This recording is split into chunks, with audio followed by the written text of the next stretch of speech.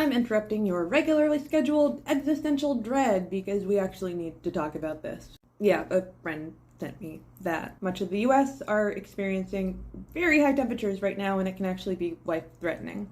First off, you can take a wet washcloth, put it on your head or around your neck, or you can take something cool and put it there.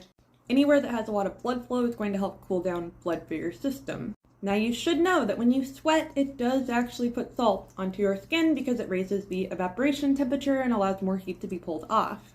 That worked up until a point. Now heat exhaustion is going to be your warning sign. You're feeling nauseated, you're having muscle cramps, that is your cue to get into the shade and drink something with electrolytes. So Gatorade is great.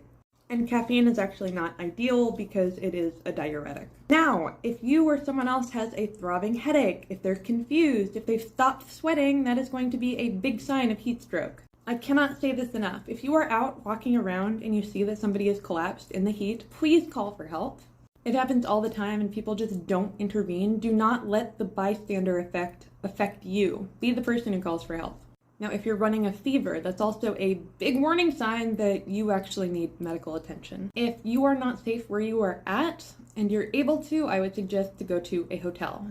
Otherwise, many cities have cooling centers, and there's also the option of calling someone and staying with someone who maybe does have AC or a generator, because we're going to get brownouts. For me, if the AC goes out, I just pack up my cat and I sleep in my office because they do have a generator. Now, I cannot stress this enough. Check on people, especially the elderly or people with young babies, because they are going to be at risk. Also, PSA, do not leave your children or pets or anyone in the car, even if you just think you're running in.